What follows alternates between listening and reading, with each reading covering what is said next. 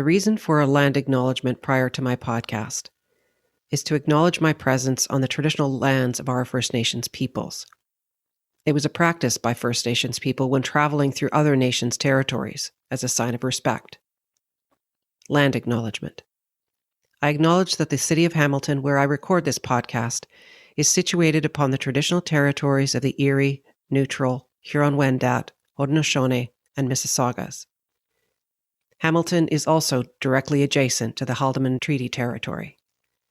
It is home to many Indigenous peoples from across Turtle Island, and this land acknowledgement is a small gesture to recognize the rich history of this land and so that I can better understand my role as a settler as well as a neighbor, partner, and caretaker.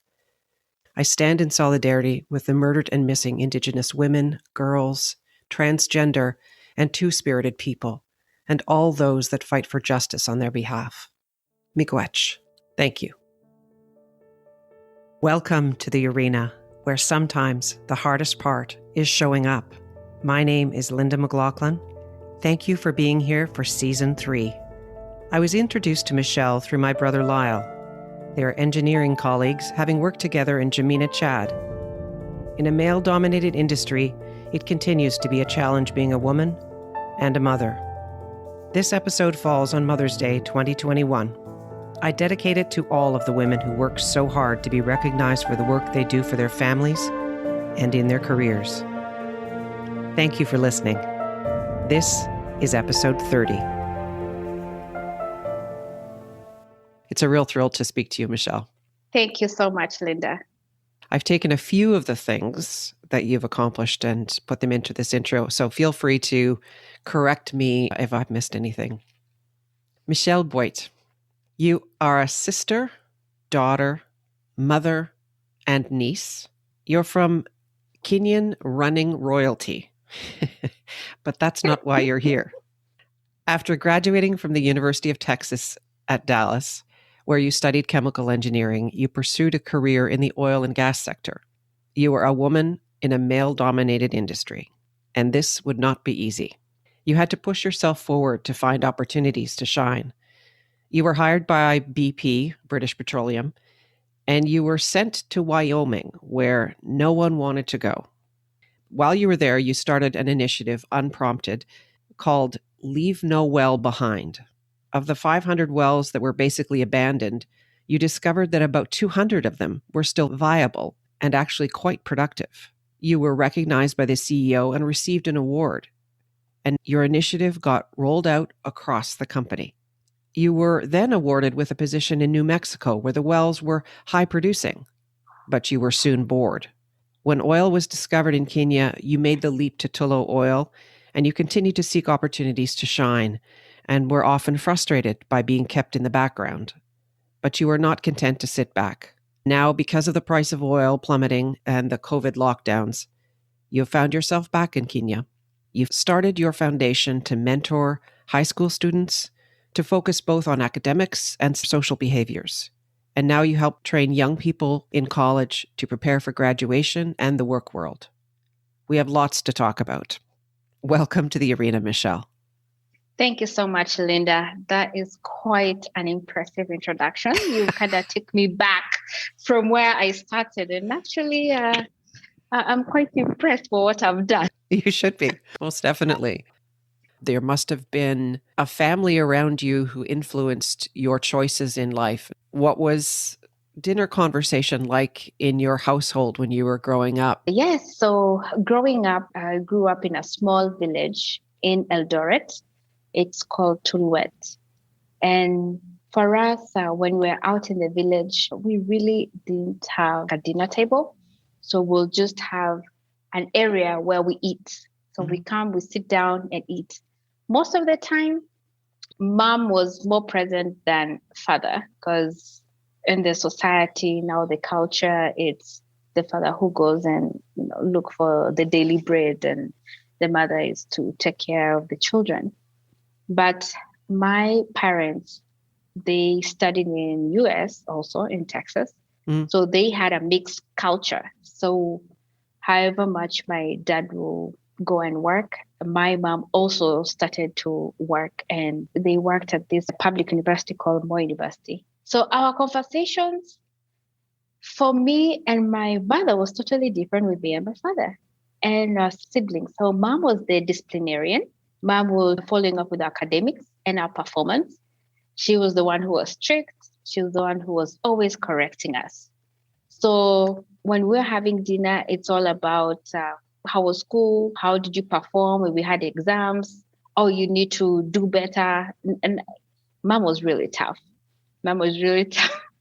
And she was very strict. You cannot even laugh or make silly jokes on the table when mom is present. Dad, on the other hand, I had a unique relation with him because he was a scientist. So everything that interested me, it all came from my father. So we will talk about science, we'll talk about math. He will help me out with my math homework and he'll help me out with my science. So we were the only ones in the family who had that. So my relation with him was very close because whatever I had interest in, it triggered him and he would know exactly how to guide me and he would know exactly how to give me advice and also help me out on the things that I'm definitely struggling in. So that's how our parents were. And how important do you think those conversations with your dad about science and math, how that influenced you and the choices that you made as you began to look towards your career? I would definitely sit down sometimes. My dad passed on 2008. May he continue to rest in peace. But even at my current age, I would sit down and those advice still echoes in my head. I remember I wanted to do chemical engineering, but in Kenya and most of the African countries, we have these national exams we do after high school. And because of that particular exam, whatever you score, that's how it's going to determine your career. Unfortunately for me, I've always been performing well in sciences. And then the humanities, I was all right. But for this particular exam, it flipped. The system actually needs to change because basically, according to that result, that's how they choose your career. So I was called for agriculture, which I didn't have any passion about. Okay, I was raised in the farm, but I didn't have any passion. My passion was in science. That's when I talked to my parents and I told them, let's not waste money, let's not waste time. Let's try and figure out other options. And that's when my father came up with an option of you can go stay with your uncle in Texas and you can do this early career entry exam. And if you do well, go ahead. You can still pursue your chemical engineering. And my second option was doing accounting. So my parents discussed and they said, if chemical engineering is not going to work, then we can come to accounting. So I packed up my bags. I went to Texas. I did my entry exam, passed very well. In fact, even I think I gave it my all because I wanted to make up for what happened to me in high school. And yes, and pursued chemical engineering. I graduated Texas Tech University in 2008 with honors. A first example of your determination to follow your own path. That's what it was. That's what it was. You plan something, you know exactly how your path is supposed to go, how your career is supposed to go, and then the reality just throws you a big ball. You are a teenager, you have to make the right decisions because at that particular point, if I didn't have the guidance of my parents, definitely I could have been heading in the wrong direction. Probably I could have been doing accounting and probably the most miserable accountant in the world. What has it been like for you as a woman engineer, first of all? Still not a very common occurrence. It sounds to me as though you've constantly had to fight every inch for what you've achieved. That's true, Linda. When I joined BP, I would say I've been very fortunate where I had a really good mentor, I had a really good supervisor. I had a very good support system that helped me to build a very strong foundation. But however much I had the support system, I wanted to really work hard. I wanted my performance to speak for itself. So one thing is at the beginning, my background was in chemical engineering and I'm switching to petroleum. And I am competing with petroleum engineers, graduates. They told me, you can go ahead and join, but just know whenever we are ranking you, we're not going to rank you that you had this background. So you have to work extra hard because I wanted my performance to speak for itself. And because I was based in the field, I was really hands on.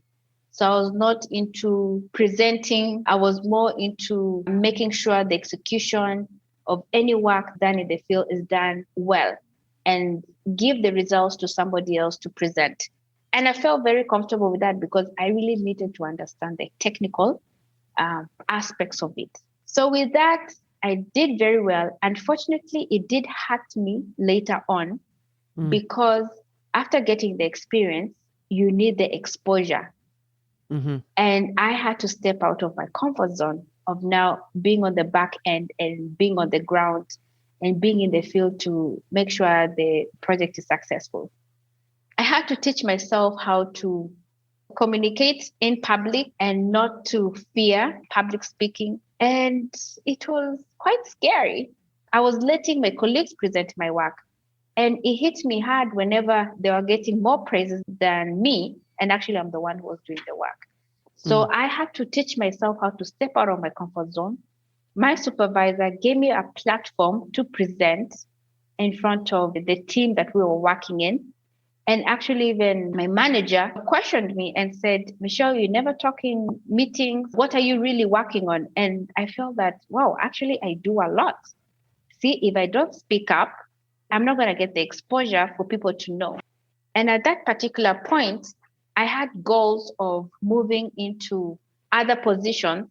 And if I don't speak up, I definitely won't get that opportunity. On the other side, also, Linda, it was about the culture. How I am raised is you don't speak about what you've done, your achievement, your performance. It's more like you're bragging. So I was fighting my culture, how I was raised, and fighting how I can really do well in my career. So I started in our small team in the field and I started expanding slowly, finally getting the hang of it. And we started now presenting in other groups. Now it became bigger, even in our headquarters. And that's the exposure that I got. And they finally got to see my work. And of course, I will make mistakes here and there, but I was learning from it and I got better and better with time. So with that combination, I was very lucky actually, Linda, compared to other engineers because I had the perfect combination. The combination of working in the field and then moving into the headquarters and understanding the business. So I had the technical skills and then the business skills.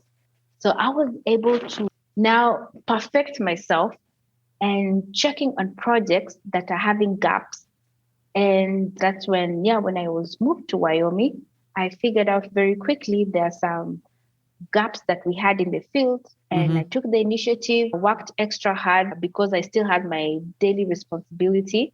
So I worked extra hard and I definitely also made relations within my colleagues because even them, they had to do extra work to make sure that we understand for that particular project what's going on with these 500 wells. So they had to work extra. But because of the relationship that I built with them, none of them turned down my request.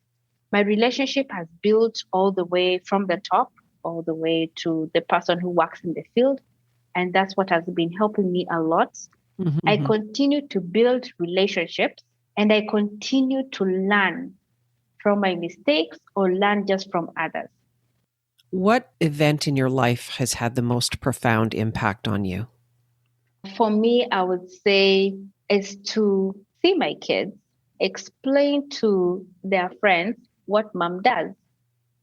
Because not many people understand petroleum engineering.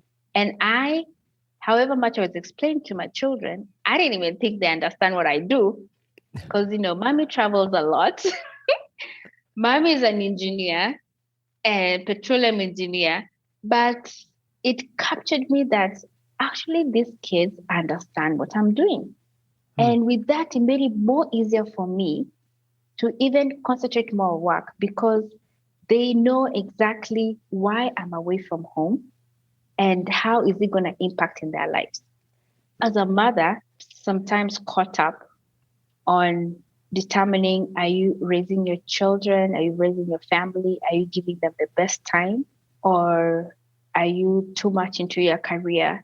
So whenever you see your children actually explaining to their friends and how proud they are, it makes you feel that actually you're doing the right thing. And speaking to them and explaining to them actually doesn't go in vain, even however young they are. It helps them to understand what you do, and it helps them even to support you. So I would say that was definitely one of my highlights in my personal life. Just know that my children, they actually understand, they actually supporting me. And then when it comes to personal inner satisfaction, to see the youth to succeed, a passion of giving back. So I was wondering, how am I going to give back? For me, giving back was to give back to mentoring, because when I was doing my career, and even when I was in college, I had mentors, and I'm forever indebted in my mentors because they guided me. They guided me the right way. But you see, in the US, they give you mentors, they assign you mentors whether you like it or not. But now in Africa, that's not a thing that they're used to. I found that gap. I enjoyed it, and we started growing very exponentially to a point now I feel that I need to use technology or something so I can reach out to more, because the youth actually, they're in a tough space and they need guidance. Let's take a brief moment for our sponsor. Are you ready to write the next chapter? Are you ready to be the hero in your own story? I've been there, and as a professional coach, I'm here to help. Go to the podcast website, click on the link, and step into the arena. And when did you start your foundation? It's been around for some time. Tell me more about how that started. I started my foundation when I moved back to Kenya in 2014. But that one, I was just visiting schools. I started with my own high school. I visited the school and I wanted just to go back to them and encourage them. Because I remember when I was in high school, there was a gentleman that was invited, a motivational speaker, and his words were still echoing in me. He said, work hard, never give up, work hard, never give up. So I felt that if I go back and I tell them that actually I graduated here and I'm an engineer, maybe it will inspire one or two. The headmistress gave me the opportunity to talk to the students. And it became almost a routine. Each and every time we had a function, they invited me. And it started expanding by other parents attending the function. They will call me and say, I have a child somewhere else. Will you please come speak to them? So it just started to spread out to a point where one of the students challenged me and said, why can't you register so I can have a platform that actually I can reach out to more? So I registered in 2017 and I've been able to expand, and we have reached out, I would say, to more than 30,000 students. That's a combination of high school students, college students, and young professionals. We have impacted, we have seen even schools performing very well because of the encouragement that we have been giving them. We have been working with the local leaders. I've been working with youth ministries. I have my own team that I work with. We've been getting a lot of support from friends, family, local leaders, and we are reaching out to more and more students. And it's a passion that I have, and we've got to a point where we found out there's some gaps. Like, for example, in high school students, we pay school fees here in Kenya. So we find out that they're very bright students that they want to continue with education. Unfortunately, they don't have money, or the family does not have money for them to continue with school. So right now we are sponsoring 3 students. My goal was to increase that. And also another gap that we found out was graduates from college. After the inspiration, they do very well. And then unfortunately, they can't find a job. And it's been really hard. It takes about 2 years for somebody in Kenya to find a job, which is very frustrating for a young graduate because they've worked really hard. It's frustrating for the parents also because they have worked really hard to make sure that their child have gone to school. So what we started was networking opportunities for the young graduates, where if we know like there's an engineering body, I have a networking dinner, we pay for them and we tell them you have to go and network yourself, get some contacts, because there were just so many, Linda. There were so many, we could not find jobs for them. And apart from the networking, we also started network with other companies and say if they could secure at least 2 positions for us so that we'll be able to recommend some of the young graduates. So there's still challenges, there's still opportunities, but definitely there is a big gap that needs to be filled. It sounds like you're having a big impact. Yes, it's an highlight when one of the youth just comes back to you and say, "Thank you so much. You did this to me." And I remember one wrote me a message and just say, "I used to be shy to reach out to people. Even when I saw you, I was scared even to reach out to you, but you provided an environment that was conducive for me to talk to you.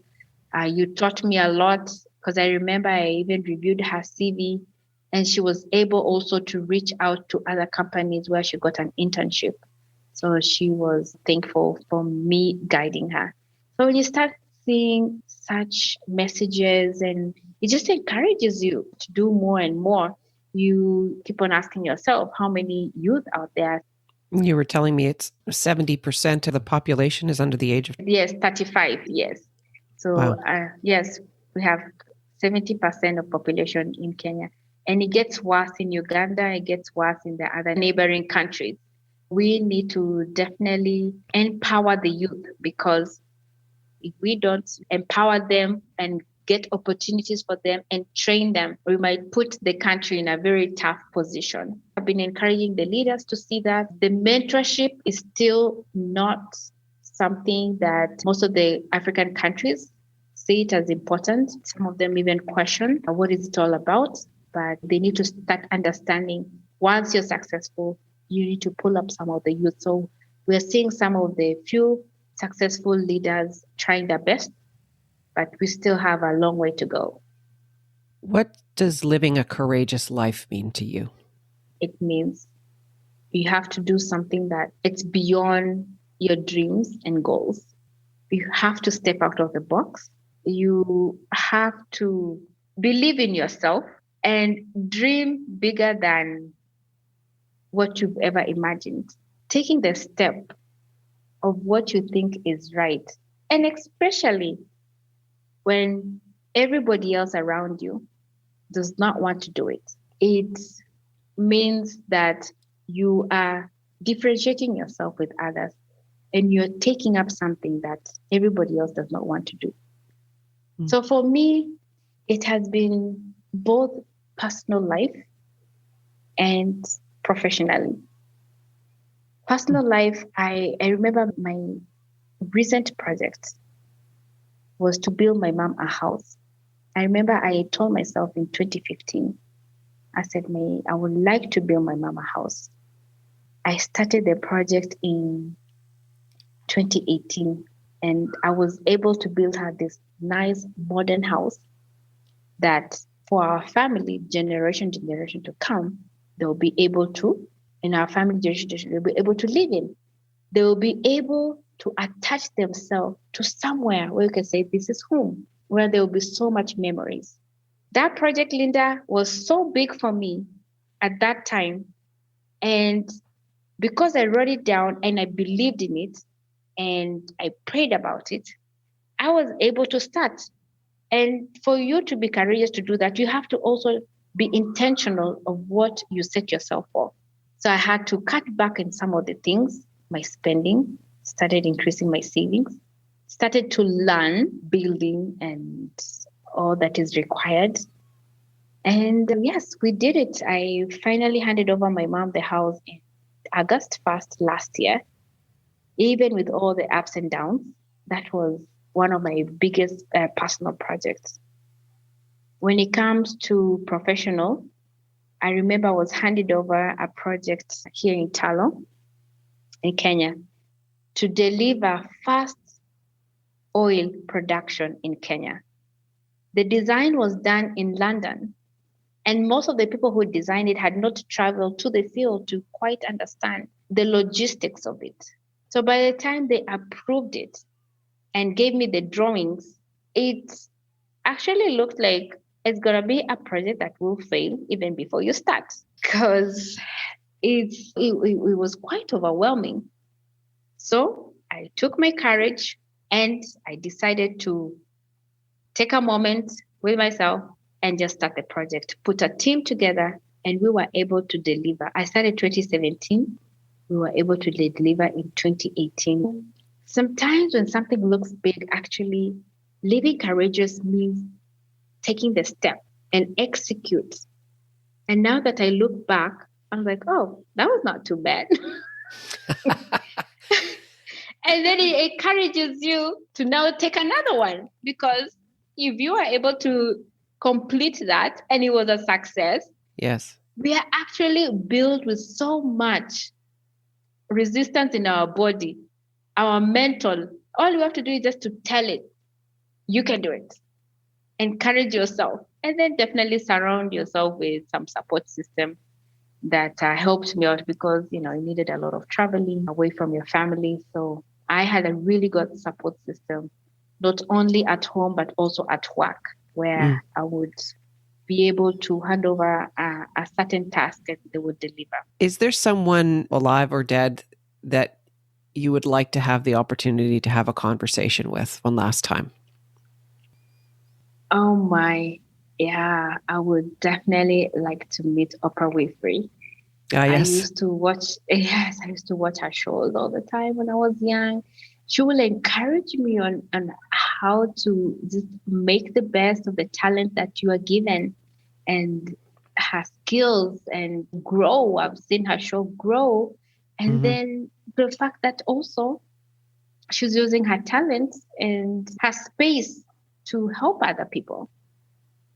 So she'll be the one. I would like to just sit down with her. I just want her to encourage me, because I really want to expand my foundation. It's just that, how the foundation is, it's about giving. So it's get to a point where you feel constrained, but your heart wants to give more. But unfortunately, there are other things that are tied in, for example, physically, financially. Yeah, I would like to meet her and just to hear one-on-one, to sit down with her and to hear her journey and how I can learn from her. Any final thoughts you'd like to share before we wrap up? What I would like to encourage other people is that when you help somebody else to be successful, you will be more successful. It will not take anything away from you. In fact, even you will be more successful. So I will encourage people to reach out and find the gaps that they have experienced and figure out how they can close that gap. People should just reach out and give back into the community. And you don't have to wait until you're more successful. Giving back can be as small as even just a phone call and encourage somebody.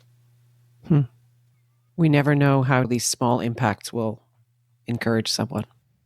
Thank you so much for doing this. And I really appreciate it. It's been such a privilege to get to know you. And I really love the work that you're doing to help the youth in Kenya. Being a role model and being the mentor to others is such a huge way of giving back to people. Oh, thank you so much, Linda. I will share a link to Michelle's foundation in the show notes, where you can see the incredible work she is doing in Kenya and neighboring countries. I hope you will consider supporting her foundation. It's at www.mboitfoundation.org. I referenced in my introduction that Michelle is from Kenyan running royalty. Her uncle is Kipchong Kino, two-time Olympic gold medalist. First in 1968 for the 1,500 meters, and in 1972 for the 3,000-meter steeplechase. He was instrumental in helping Kenya become a powerhouse nation in both long and middle-distance running. Clearly, Michelle is carrying on her family's practice of making a significant impact on her country and indeed the world. Thank you for listening. Please follow or subscribe to this podcast. And if you feel someone else might benefit from listening to this episode, please share it. I'd love it if you left a rating or review wherever you listen to your podcasts. I'll be putting out episodes every 2 weeks this season while I continue to work on my first novel and try and spend some time in my garden. It's a great lineup, and I'm excited to share the next episodes with you. I'd love to hear from you. Feel free to reach out to me via the podcast website, www.thearena-podcast.com. Until next time, my name is Linda McLaughlin in The Arena.